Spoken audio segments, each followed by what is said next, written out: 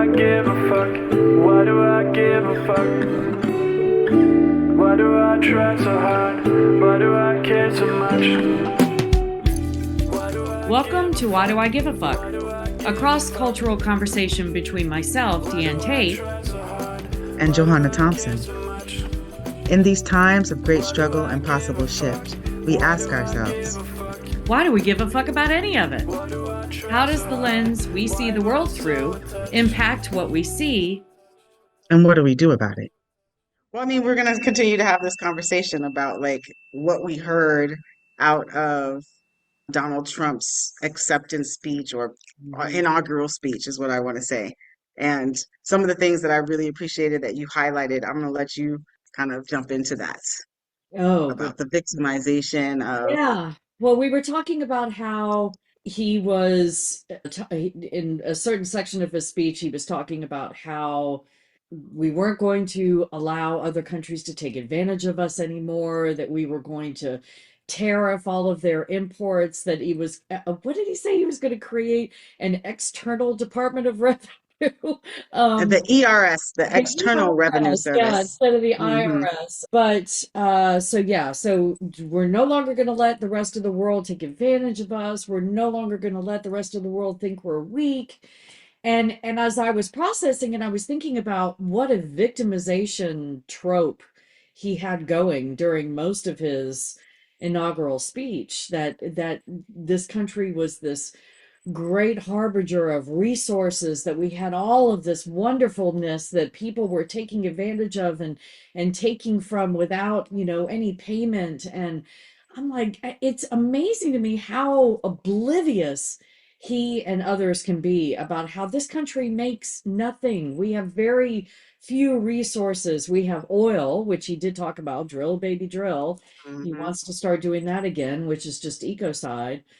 But we don't create anything here except violence and militarization and control and occupation. And yet his vision of this country was this enormous victim, and how he had to come in and be the strong man to protect, and he was going to put these things in place to protect our country and our citizens. And it just it's pretty disgusting, but and I, so I, I completely not in reality. I giggle because what I experience it as, and I don't, just naming that I am not a white male person, I've not lived the experience of a white male, but being in community with folks in the past, and not in the past, in the present also. And there, to this trope that you're speaking of, it's a very individualistic place that Right. white maleness has gotten to. Like I've in working in business world and doing the consultations that I have, there is this moment where those that are in power, and it's typically in the United States, a white male is in leadership, and across the globe you see that. Mm, But this victimization of, because hypermasculinity has been called in, because white supremacy has been called in, because limited, unexpanded thinking has been called in, and the face of that is white maleness.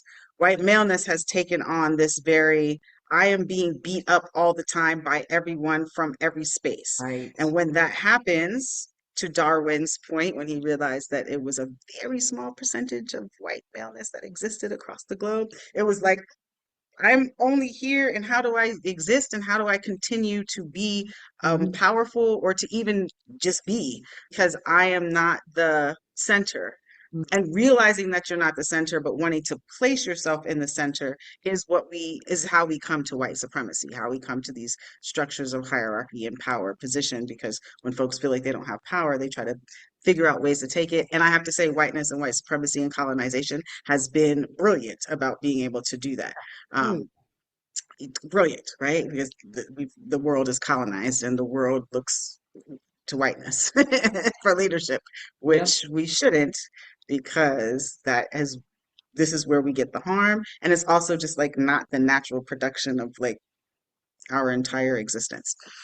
And so it's really also very interesting to be looking at the hurt white male who has existed in privilege and resource and all of the autonomy of choice and decision making for everyone else in power to feel hurt and then be wanting to return. And then I'm just checking in with all the other people who are really comfortable with that system and that structure because we've agreed to allow it to be what our leadership is. And then I'm on. I wanted to talk about being here, the land of wood and water, what folks can see on my name, which is what Jamaica is known. That's what Jamaica means, the land of wood and water.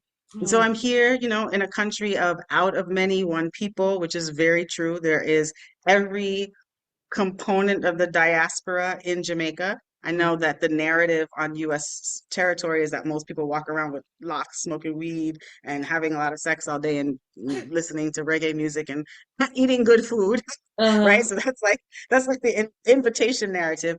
This is an island nation of a very proud people that is rooted in faith. Christianity has, colonized onto the island, but then there are very strong indigenous practices of knowing your history and knowing where you're from and like, you know, people are associated by their surnames and that's how you know who is what where and community is small here. So it's really interesting to be having conversations with people about what the Trump administration looks like and how they feel about it because to like the point I think it's happening in Ecuador, where there was a huge prison that was built by the Ecuadorian president, and he like apparently locked up 20,000 people. I'm hearing this from the Chata in the community. I have not done any research about it, but those are positions of respect, of authority that I am seeing culturally being upheld and praised here in Jamaica. So that being true, Jamaica also still existing in a very hyper masculine structure, existing in UK kingdom type colonization. So, right. you know, people have to vouch for your character here. Like when you're going to get a license, someone has to sign a paper that says that you are worthy of having the privilege of driving or worthy of having the privilege of being in a community or even getting a bank account. You have to get people to like co-sign for you here. So it's a very European colonization type of way. Okay. And what I find in having conversations with folks who, most folks in Jamaica identify as non-white, I should say, even if they are white skinned, they identify as non-white humans. And Trump and the Trump administration and the rhetoric that came out of the electorate during election season, Hmm. a lot of folks are very aligned with that. So there's also a culture in Jamaica where folks go to United States or go to Canada during seasons to work and make money, and then they come back and build up their community and lives. And that's why you see all these big mansions here and stuff like that. It's Jamaican owned because they're making money and then they come back and bring it, right? That might be something that the Trump administration does not take too kindly to Yeah. because it's American resources that are coming back to the state, to a different nation. But folks are happy with this idea of someone coming in being very authoritarian in their leadership, being very clear about what is and is not acceptable behavior.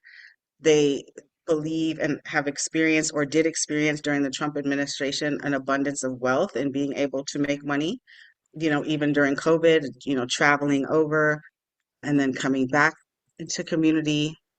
And so it's really it's confusing also to sit amongst folks that are non-white identified people who are so supportive of Trump. But then when we talk about issues of what racism actually looks like and experience, because again, on an island nation of predominantly non-white identified people, racism is experienced completely differently. And racism typically will come from folks coming to visit and not really be the cultural context of the social fabric of the folks here. And so as conversations go on and they're like, okay, well, this doesn't seem like really racist behavior. When you start outlining like the history of the institution and how people don't get access or resource to something because of racism, then folks kind of like soften up to understanding why there is a faction of or demographic of humans that are not supportive of Trump in the way that they are supportive, because the male female issue of gender, that's 100% something that folks will be supportive of.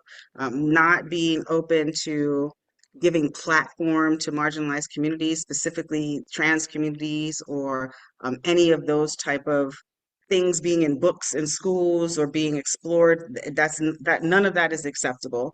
And so there is a support for those things where it's like the US has lost its mind in its entirety. And so Trump um, represents the US coming back into some sort of Oh, okay. sensibility. I think in Trump's speech he said common sense, right? And Right. so this idea of what common sense is what is foundationally what people are excited about Uh, returning to in regards to the Trump administration on an oh, island that hasn't had the history of the experience. interesting. Okay.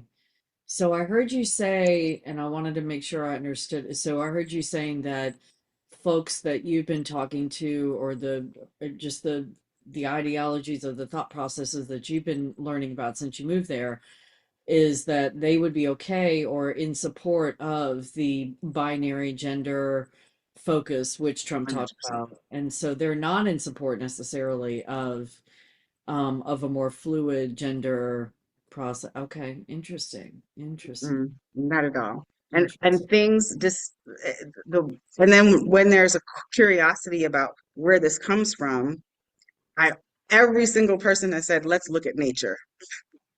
And if we are using nature to follow the course of what is right, what is wrong, there is a male and a female of everything in nature, right? So like that very binary construct of thinking, which is exists, right?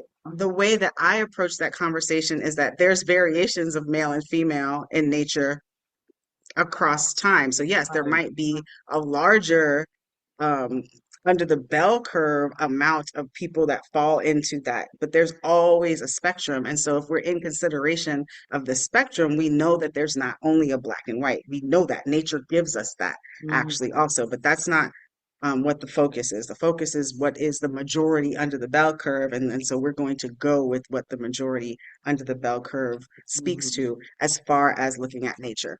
But that's not also, I mean, because I always bring up okay, well then, you know, if we're looking at nature, and whenever you throw curveballs when people start talking about stuff, they get a little frustrated. And we're looking at nature, then the order of nature is that the feminine, the female, is the decider of all things. We decide everything. Everybody has an X in their body in their DNA. Mhm. Not everybody got a Y. Everybody got an X though, because that is like the foundational component of like Every human fetus is female being, until, like, I don't know, 20 until or you something like find out that. And then if what the Y is what going to you're develop, it develops. But before that, we're yeah, all female. we are all X's up in Yes. here.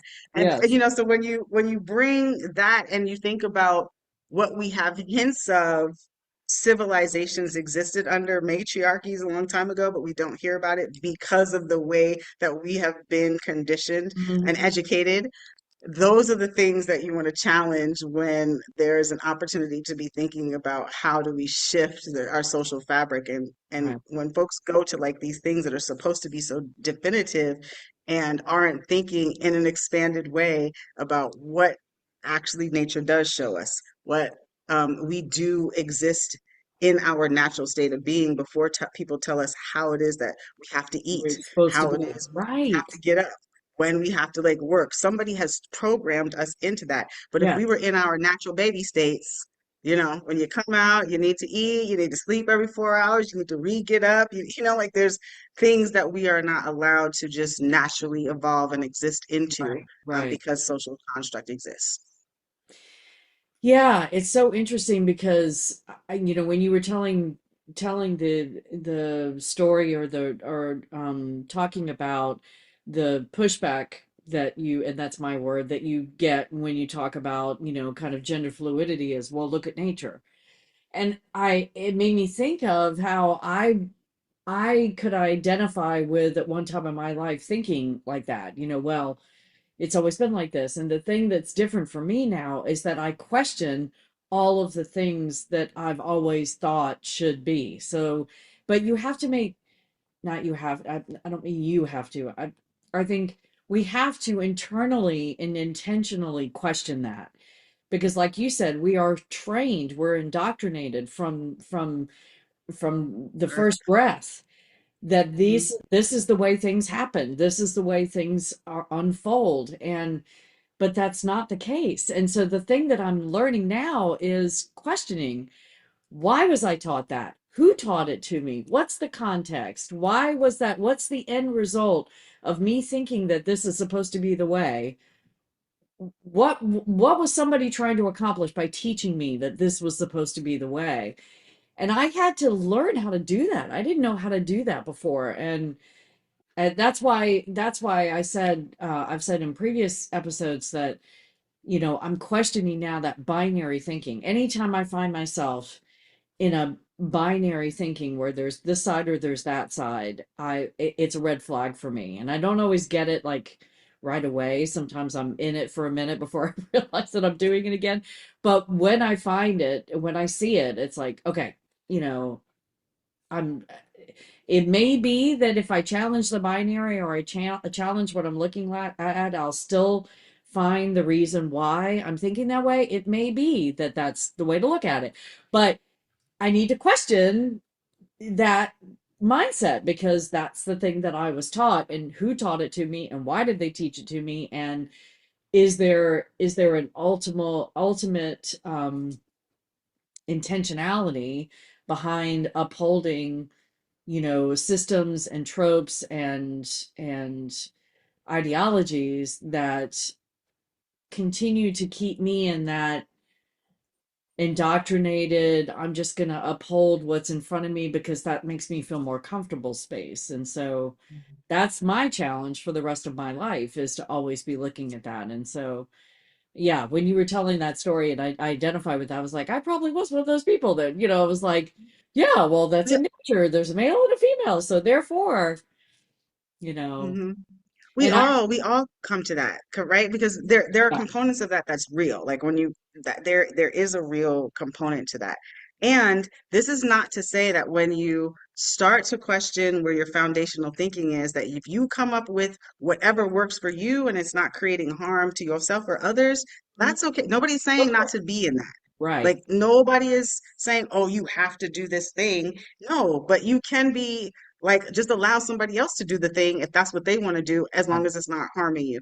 There also was a conversation that I had was like, well, what if it harms me to like be in consideration of people's pronouns? And I'm like, How do how is that any you, different than being in consideration of people's names? Because everybody has a different name. So you're just gonna call everybody, I'm gonna call everybody who looks male presenting to me John, and everybody who looks female presenting to me Jane.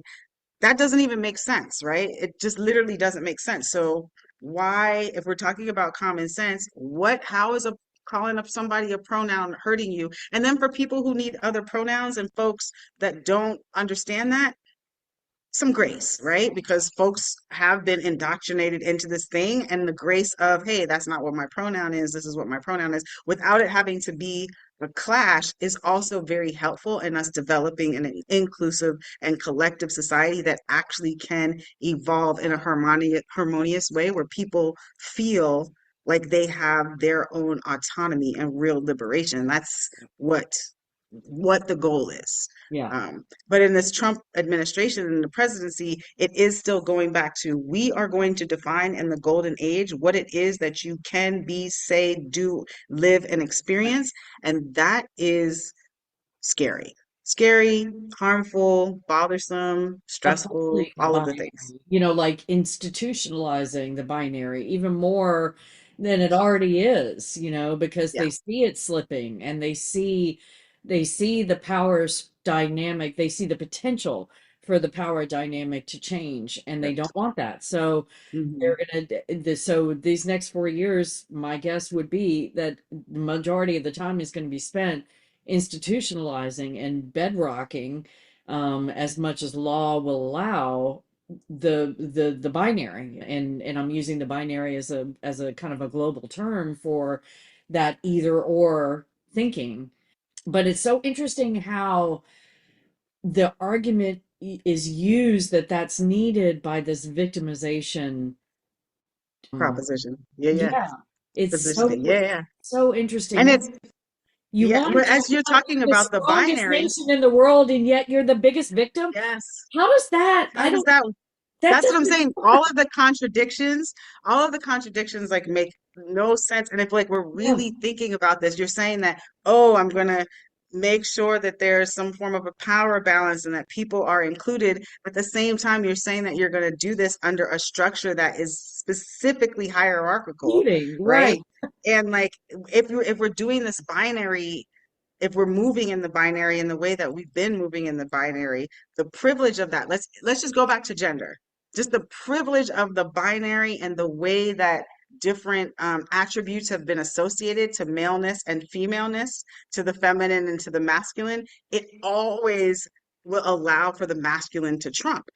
There's a conversation here with Jamaican men that is like, if we are being gracious right now because we are not dominating everything. Because if we decided that we were going to dominate, the world would look different. And so I'm trying to understand, one, first of all, why do you want to dominate everything? Why is that so important for you to feel like you want to dominate everything? My body doesn't I don't have a bone in my body that wants to dominate something else. As a parent, I wanted to make sure that my children were kept safe and had a structure, but I didn't want to ever dominate them. As Mhm. a wife, when I was a wife, I didn't want to dominate my partner, my husband there at the time. Like there's no desire for me to dominate, but there is this kind of like superior domination ideology that exists within white supremacy that I cannot access. And I've tried a lot of ways to figure out like where in my life I would want to do that. And that just might be what my vibration is, but like I don't understand it. And it's not helpful. And it's never going to help anybody it's not helpful for us to be able to have shared power, and shared power gets us further than not. Well, and what I So, heard you say was we're being gracious and not dominating, which is mhm, like, okay, are we supposed to say thank you for not mhm, dominating? yeah, I, yes, that like that's but that's a whole but other twist on that's toxic what we're existing. masculinity. But that's what white supremacy is asking for in U.S. territory, Mm, right? Be thankful that that we are not, that this is that what we're it is that you're there. getting. Yeah, yeah, Be thankful for this harm and violence to yourself because it's the right way. yeah. No, that doesn't make We're sense. going to take care of women in ways that they've never been taken care of We're before. going to take care of the poor. Yeah, We're going to tell you what you are supposed to eat. And sometimes it doesn't even, most of the people are unhealthy in the United States, and then United States diets being proliferated all across the globe is killing people. yeah, It's literally killing people. yeah, So it doesn't work. And everyone talks about it. Everyone is like, we're dying because of our food. yeah. But we're just allowing the food industry to continue to create more non-food products that we consume. Right. Yeah. And be I'm grateful just for it. saying. And say And be thank you. thankful. And say Thankful and grateful and yes. supportive of it. It is there's a whole psychology in this. This is a psychology that I don't want to follow. Mm-mm. I want to understand it. I want to analyze it, but I don't want to follow it. I don't want to follow it. Do So, you, and then sorry, ask the question. do you regret, do you have any regrets about moving to Jamaica? No, none. Mm. Even with the dynamics that in some ways Of can, hypermasculinity. yeah, yeah. So here's the interesting thing. I can I can exist, and I have to give myself a little giggle. I can exist in hypermasculinity because I'm a hyperfeminine human a Yeah, lot easily than trying to exist with the institutional racism and underlying devaluing of my body in the on US territory gotcha, and soil. gotcha. right? So it's just like the reality is that in Jamaica, as a presenting as a super hyper feminine, I have some privilege Mm, and safety, in a mm, way. You know what I mean? Like in a real weird kind of way, but in a way that makes me a lot more comfortable than being on US territory. And gotcha. then also there is there is colonization here and social structures that are very strong and very real. And in I'm aware of them, and like I said, I can exist in them a lot more comfortably than in the US. And so no, I don't regret that. And then there's also like a different type of humanity here, right? There is that one love does exist, right? When there's an issue of thinking about color blindness, color is experienced and seen here differently. So we always gonna have proximity to whiteness when colonization exists. Right. But you can have a very Asian looking person who is Jamaican, and they're a Jamaican person, and they're a Jamaican person. I don't Hmm. really know how to explain it. You can have a very white They're not looking Asian human. American or, Mm-mm, none of that. no, they're Jamaican. You can have a very white, identified looking person that until they open their mouth, you wouldn't know what, and they're Jamaican. So the color blindness that Donald Trump was talking about in his inauguration speech that he's trying to invoke on US territory, I don't see how that is possible to actually happen because of the institutional racism that exists and that continues to call in those differences. But living in a different on a in a different nation that has had a different experience with what racism looks like, you can see where people don't like, yeah. It's hard to explain because then there's social class, and class then looks completely different here. And Right. class becomes the thing that's much more elevated in the same way that racism is centered in the United States. Right. Right. And getting back to his use of the word colorblindness, it's so interesting because I didn't understand in my early days of my awakening what colorblindness was. I thought that that whole concept of we all bleed red, isn't that a better, we're the human race, we're not. I thought all of those things were good and noble and all of the things until I've told this story before, until a black woman took the time to look at me and say, well, when you say you don't see color, you say you don't see me. And that, Mhm. that broke me open in terms of that, yeah, that was my light bulb moment. So it's interesting that I'll be curious to hear as people are talking about his inaugural address and what, stuck out for them. The concept of colorblindness to whiteness, I was taught that colorblindness was a good thing, that not seeing somebody's color was actually a good thing. I was completely oblivious to the fact that I was all about making people all about whiteness. I didn't understand the difference between the two. I thought that we should just all get along and not see the differences between each other. And now I see that totally differently. So I'm curious to be, I would imagine there's going to be a segment of our population that heard him say that and think that he's actually advocating for anti-racism. Yes, Yeah, 100%. yeah, yeah. And thinking that understanding makes more sense and is a lot more kumbaya.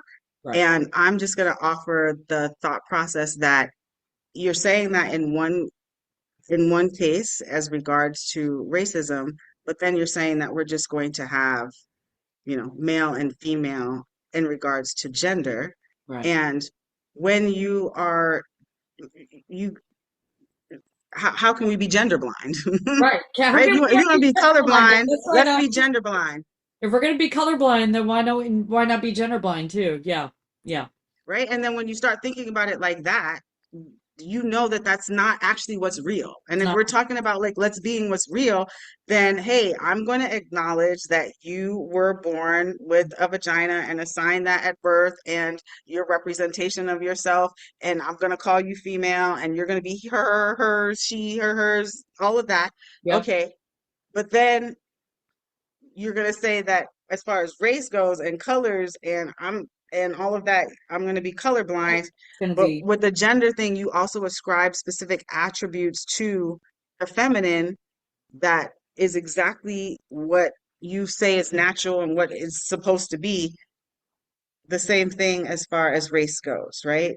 You you know that there's attributes that go to different people depending on how they identify ethnically, that Right. we've done that in a social construct that doesn't actually make sense. It doesn't always align the same way with gender. So we have to be thinking about those things. And we're going to say one thing for one thing, but then do something different for another thing and change something for somebody over here.